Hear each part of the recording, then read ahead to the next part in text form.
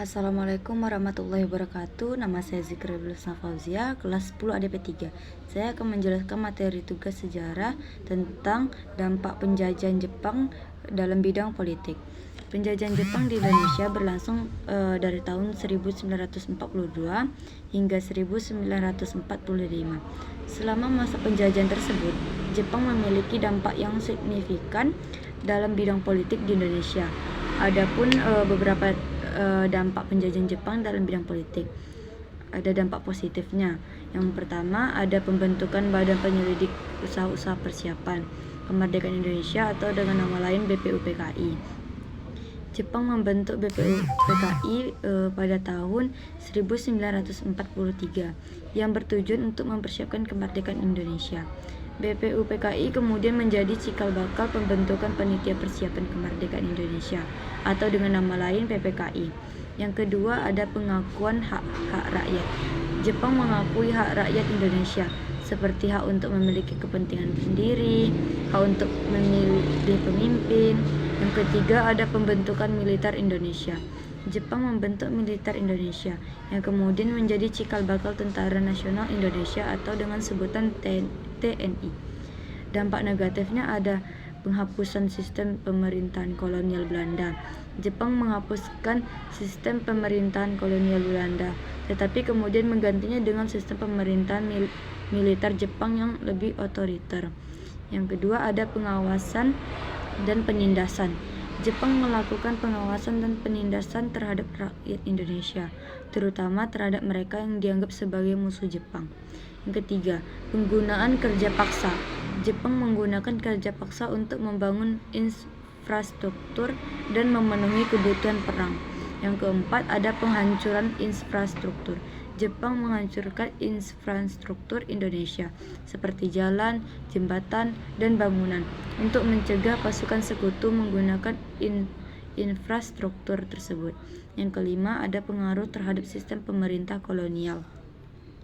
Penjajahan Jepang berdampak pada sistem pemerintahan Indonesia karena Jepang menerapkan sistem pemerintahan militer yang otoriter yang kemudian mempengaruhi sistem pemerintahan Indonesia setelah merdeka. Dalam keseluruhan, penjajahan Jepang memiliki dampak yang kompleks dan beragam dalam bidang politik di Indonesia. Meskipun Jepang memberikan pengakuan hak-hak rakyat dan membentuk militer Indonesia, namun penjajahan Jepang yang juga berdampak negatif seperti pengawasan dan penindasan, penggunaan kerja paksa dan penghancuran infrastruktur. Perubahan sistem pemerintahan di Indonesia. Dalam bidang pemerintahan, akibat yang ditimbulkan dari adanya pendudukan Jepang di Indonesia adalah wilayah Indonesia di bawah kekuasaan militer. Sistem pemerintahan di Indonesia pada masa pendudukan Jepang berbeda dari era penjajahan Belanda yang hanya menerapkan pemerintahan sipil. Dampak yang ditimbulkan dalam bidang pemerintahan dari adanya pendudukan Jepang adalah pembagian Indonesia ke dalam 3 wilayah pemerintahan militer dan pembentukan pemerintahan sipil sampai tingkat desa.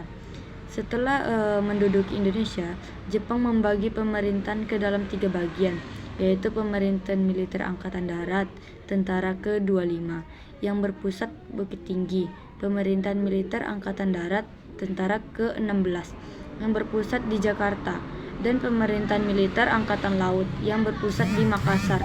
Sedangkan pemerintahan sipil Jepang membagi seluruh Pulau Jawa dan Madura, kecuali Surakarta dan Yogyakarta, ke dalam 6 tingkatan, yakni SHU, Keresidenan, SYI, Kota Praja, dan Ken, Kabupaten, Gun, Kewedanan, Son, Kecamatan, dan KU, Desa. Dalam hal ini, Jepang juga memberikan kesempatan kepada para tokoh Indonesia untuk menepati jabatan-jabatan tertentu. Hingga saat ini, beberapa pembagian tingkatan daerah tersebut masih digunakan di Indonesia, misalnya kabupaten, kecamatan, dan desa. Penghapusan pengaruh Barat.